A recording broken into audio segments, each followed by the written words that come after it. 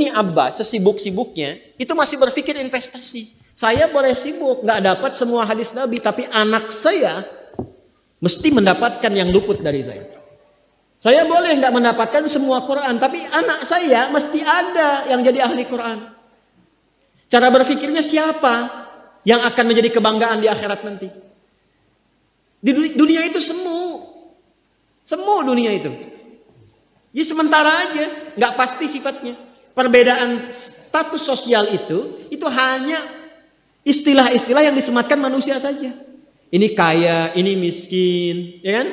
Yang ini punya jabatan, yang ini biasa-biasa. Itu istilah manusia. Toh pada akhirnya semua kembali ke tempat yang serupa. Dan menariknya begini, yang kaya, yang punya jabatan, tetap di akhir hidupnya pengen punya gelar yang sama dengan yang miskin. Atau dengan yang disebut miskin. Maaf, kalau ada orang disebut miskin meninggal, di papan nisannya ditulis apa? Di papan nisannya ditulis apa? Almarhum. Yang kaya juga kan pengen sama disebut almarhum. Iya kan? Tuh. Jadi nggak ada bedanya setelah berpulang itu. Perbedaan itu hanya di amal saja. Itu poinnya. Maka kalau ada yang mengharapkan orang tua, cita-cita membanggakan anak di dunia, boleh-boleh saja. Tapi patut diingat, itu sementara. Anda silahkan sekarang sekolahkan setinggi-tingginya. S1, S2, S3, S4, kerupuk 3, silahkan. Mau dalam negeri, luar negeri, mau di Nagreg, mau di California, mau di Chicago, di Chicago, di Singapura, silahkan.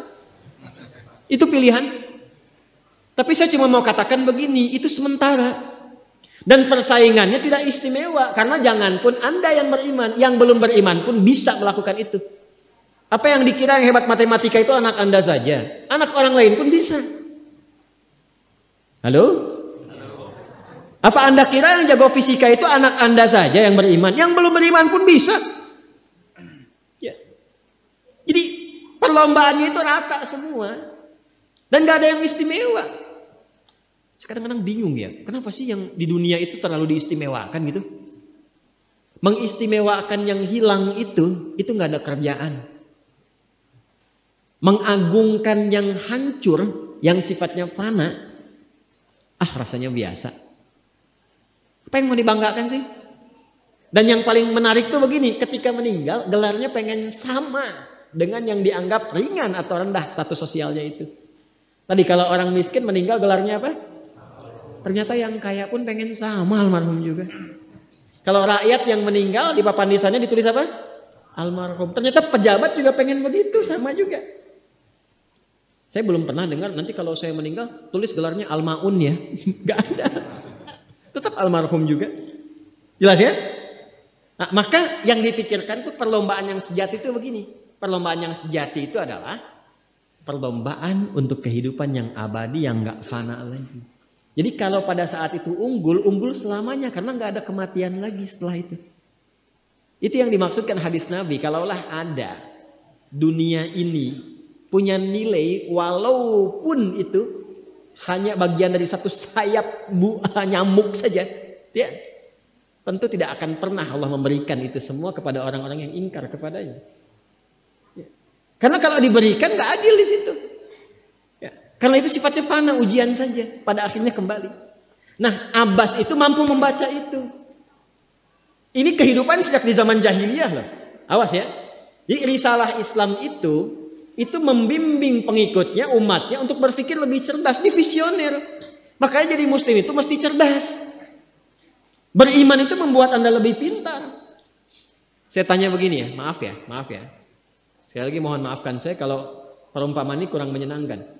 Kalau ada yang abadi dengan yang sementara, Anda pilih yang mana? Masa? Sholat itu untuk yang abadi atau yang sementara? Abadi. Baik. Mobil itu untuk yang abadi atau yang sementara? Pilih yang abadi apa sementara?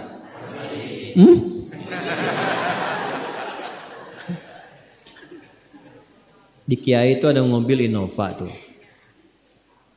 Siapa yang besok memilih tidak sholat subuh? Pilihannya pilih Innova atau pilih sholat subuh? Yakin. Kalau saya pilih Innova dipakai untuk mengantarkan sholat subuh. Nah, itu lebih bagus. Ya. Jangan dipotong sampai situ ya. Ya bisa aja kita pilih Avanza, bisa pilih Ferrari, bisa pilih Pajero ya. Awas yang punya mobil Innova, Anda potong, royalti kena. Paham? Abbas itu begitu. Anak saya mesti dipanggil di akhirat dan semua penduduk langit dan bumi menyimak itu semua. Diviralkannya di akhirat. Viral dunia itu sementara, internetnya diputus gak viral lagi. Kadang-kadang yang viral kemarin kan sekarang gak ada lagi, ya kan? Yang viral tahun lalu sekarang sudah gak ada, ya kan? Jadi belum selesai kehidupan sudah hilang juga viralnya. Akhirat itu selamanya. Dan biasanya begini, biasanya kalau orang-orang yang diviralkan oleh Allah atas kehendak Allah itu abadi melintasi setiap masa. Jadi ada yang viral karena berita, ada yang viral karena doa dan kehendak Allah Subhanahu wa taala. Itu yang diviralkan langsung atas kehendak Allah itu melampaui zamannya. Makanya kisah ini pun bertahan sampai sekarang. Nah, Abbas itu berpikir, saya boleh sekarang jadi pebisnis pedagang, tapi anak saya mesti menguasai apapun yang pernah diajarkan oleh Nabi. Maka anak kecil ini sejak dini mengikuti Nabi. Sejak dini lekat dengan Nabi. Maka ketika Nabi tidur pun itu ikut berkunjung karena keluarganya. Nah, inilah yang didapatkan oleh kita hadis tentang bangun tidur. Jadi hadis tentang bangun tidur itu diriwayatkan oleh anak kecil yang umurnya belum genap balik. Main-main ke rumah Rasulullah, ke rumah bibinya Sayyidah Maimunah, ingin tahu bagaimana cara bangun malamnya Nabi. Itu diikutin sampai dilihat gimana bangunnya. Duduk dulu, kata beliau duduk dulu. Kemudian mengusap dengan bagian tangan yang diduga bersih untuk menghilangkan bekas ngantuknya. Setelah itu membaca khawatimah surah Ali Imran. Kemudian thumma dhahaba ila syanin mu'allaqah, ke tempat tertutup, fatawadda, itu kan? Nah, itu ada semua rangkaiannya, itu ditemukan nanti di hadis riwayat Abu Daud, di Sunan Abu Daud. Nomor hadis 1367. Itu hadis tentang bangun tidur, ya, cara bangun tidur sampai sholat malam. Masih ingat teman-teman kalau kita bermakmum begini dan ada imam satu dan sudah pasti satu imam, ya kan? Makmum berapa?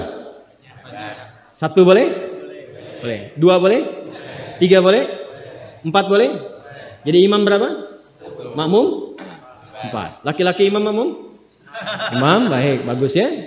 Nah, dan imam kan laki-laki. Kalau perempuan imam untuk perempuan kan? Laki-laki untuk perempuan dan untuk laki-laki. Fokus ini. Kalau satu begini, satu laki-laki, kemudian di belakang laki-laki. Ini kan posisinya boleh sejajar kan? Ya kan? Yang imam ini, makmum ini kan? Tadinya di belakang, tarik begini sejajar. Ini yang meriwayatkan anak kecil yang belum balik itu. Itu riwayat Ibnu Abbas. Satu paket.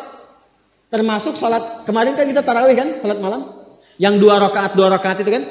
Ya, sholat malam yang sampai 11 itu. Tambah khafifatain 2. Itu riwayatnya ini. Yang sholat tahajud malam yang 11 rakaat. Tambah khafifatain 2. Itu riwayatnya ini. Tutup dengan witir 1 rakaat. Itu anak kecil yang meriwayatkan. Dan tahukah Anda? Sepeninggal Nabi SAW, Abbas bapaknya ini hafal 200 hadis, anaknya Abdullah hafal 2000 hadis. Begitu caranya. Anda di sini ada yang diplomat, yang di kantor, yang taruhlah berdagang misalnya, ibu rumah tangga, ya, dan sebagainya. Boleh, nggak apa-apa. Saat ini kita mungkin belum maksimal, tapi jangan biarkan ada satu di antara anak keluarga kita yang tidak jadi kebanggaan di akhirat.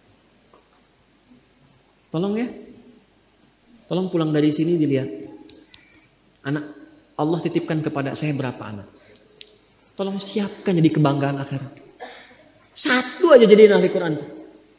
Untuk pelita di rumah tuh, penghilang kesedihan, penghilang kegelisahan, mendatangkan semangat. Itu demi Allah saya katakan, gak ada yang paling indah kecuali saat ayah pulang ke rumah. Tiba kemudian dia melihat anaknya yang kecil sedang murajaah. Amma yatasaalun. Bahkan surat yang bapaknya sendiri belum hafal. Jangankan pulang ke rumah, Anda sedang mau rapat, dikirimi video anak Anda 3 tahun membaca surah Al-Ikhlas, itu hati tenang. Itulah Quran. Itulah Quran. Maka belajar dari Ibnu Abbas ini, apa yang terjadi? Ketika orang tua mampu memfasilitasi anaknya demikian, sekalipun orang tuanya tidak mencapai apa yang diraih oleh anak, tapi orang tua mewarisi setiap pahala yang dihasilkan dari anak itu.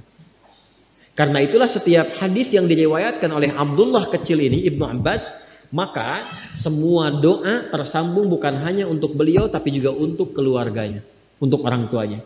Karena itu kalimatnya bukan radhiyallahu ta'ala anhu, tapi anhuma, untuk Abdullah dan bapaknya.